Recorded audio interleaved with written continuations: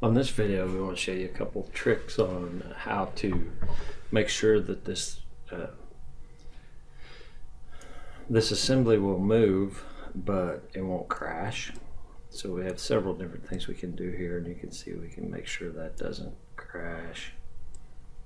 And of course, we want to make sure that this handle doesn't crash. So several tricks we can do here as we move along. And you can see over in this assembly, we still have parts that can crash, so rather drastically. But so we're gonna learn to control all these different aspects. So the first thing we want to do, and I'm just going to go ahead and minimize that for now. We can just concentrate on this one. So the first thing I'll do is let's set the distance here. So what I will do on this particular one, I'm going to get this set to where it can be locked in. And let's see here, I think I have, yeah, this mate right here. It's suppressed right now. I'm going to turn that back on, and that locks that in so that it's where it would be if there were a screw in there. We'll go in there and figure out how to locate this piece so it doesn't crash. Now, the one thing we're going to have to do is we'll have to make sure that this piece doesn't travel any farther up than this line right here, which is actually the tangent of the circle and this flat spot. So to do that, what I'm going to do is I'm going to go ahead and constrain to this face. Oh, excuse me, that's not what I want to do. Let's reconstrain that. I want to constrain to, I want to go from this line to this face here, and I'll just use the mate function, so that means that's as high as that's going to go. Okay, then what I want to do is I want to go in here and I want to check the distance. So I'll inspect the distance from this face to this face right here. That's the maximum gap that I'm going to need between those two parts. Now I'm going to write that down, and it should be 1.977, and I've got my precision on this set. Let's go 5 places, and I'm going to redo that just to make sure that I don't have something off there. Oh, it is 1.97658. We'll go with 1.976, and that'll leave us a little bit of a gap there. It's no big deal. So what we're going to do on this then, if we got that dimension, and you could actually just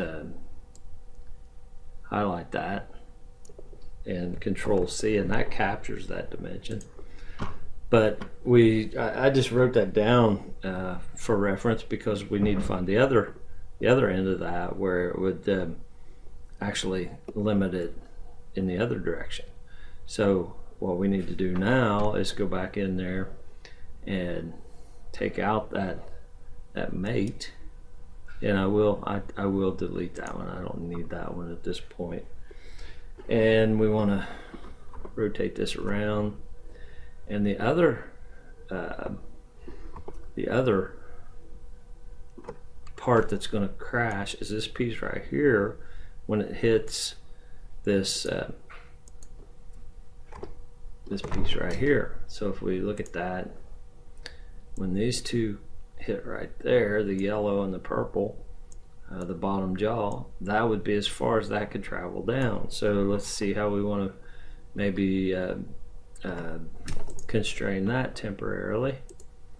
So we'll constrain, and we'll just make this face to, and I'm going to rotate that around a little bit, that line.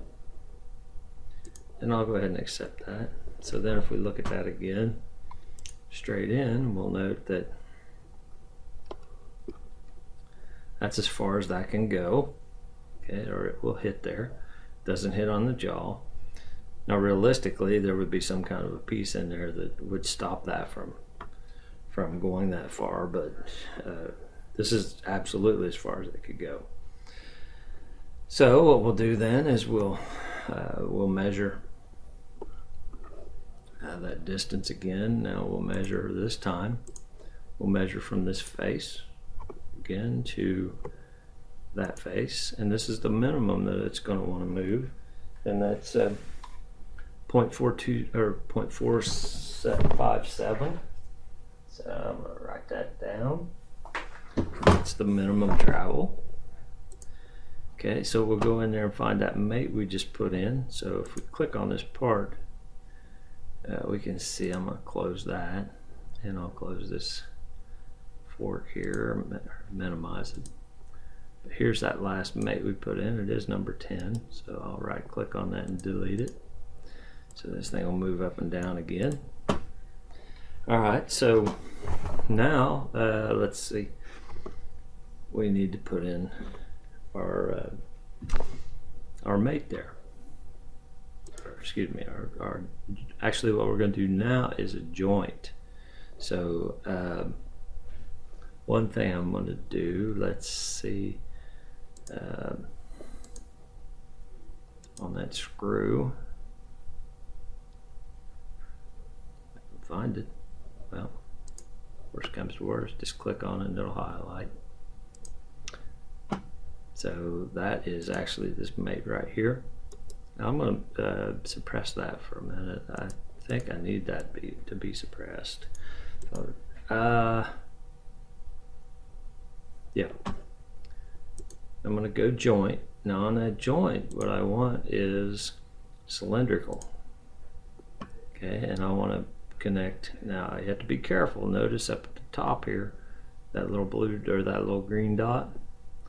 I want this face and that face to be made the cylindrical joint. Now you can see there that that's a 0. So now I'm going to limit that, and I want to limit the linear, and I want to make the start point 0.457, and I want to make the end point, and I apologize, I get that off there a little bit. I want to make the end point now 1.976, wasn't it? Okay, and there you can see the dimensions showing up for that. Okay, and I'll hit OK, and you can see there now that I've got the gap there, and if I go and look at that from the bottom view here, looking straight in, that's where it would just start the interference. Okay, and then I can, this is still not moving because I've got that mate unsuppressed, and then I can drag this up and it won't go any farther than right there, and that's based on those limits. So if I right click on this cylinder, edit, again you can see there's my limits, 0.457. That's how far it is from this face to this face at the start, and 1.976, and you can see yeah. So then if I cancel that, and if I move this down a little bit, you'll note that if I go back to that edit, look at your limits, note this number is different, but that's because that's where it's at in the current position. It's not on the end, it's not at the start, it's somewhere in between. So that is a cylindrical joint that will limit the movement of this piece in that direction. So we would use that same type technique to do this piece right here. Okay, so what I will do first is I will click on this and ground that piece. Okay, and right now I can move that through there, and I'm going to go back to this part right here, expand that. Now that mate right there, I'm going to suppress that. Okay, so this piece can move wherever it needs. Oh, I'm sorry, I'm going to unsuppress that. I need to have that so that I I'm going to do another constraint so that I can measure how this thing's going to come together. But what I want to do now, and I want to just do a regular constraint, but I want to do a tangent. And I want this, and then I have to be careful. If I check this end, okay, so I'll hit OK on that. And so that's the very end of that travel, right? So now let's do another inspect, and we'll do a distance from this to this. If we look at that, okay, that says 3.125. So it has to go from 0 to 3.125 as far as the travel is concerned. So we'll go in there, and I'm just going to delete that tangent mate. Now I still have that, but I'm going to suppress that mate. And I'm just suppressing it because I'm really not even going to need it, so I could go ahead and delete it. But I want to do a joint again. I want to do cylindrical. Now I have to be careful here because I want this one and I want this one. But notice it went to the center. So I don't like that setup. So I'm going to repick the first one and put it out here. Okay, and actually I'm just going to redo that. But what I want to do is I want to go ahead and do cylindrical. And I want to grab, let's grab that. And then I want to grab this hole, and notice how that point is out on the end now. Grab the right end.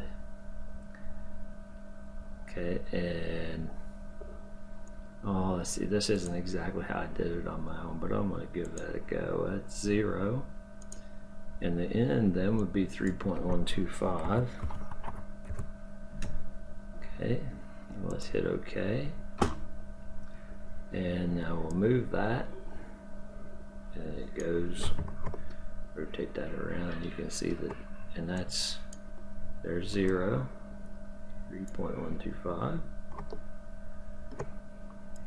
Okay, and you could actually make it less than that if you wanted to, or more than that. But now note that was the handle, but the actual piece was put on the handle end.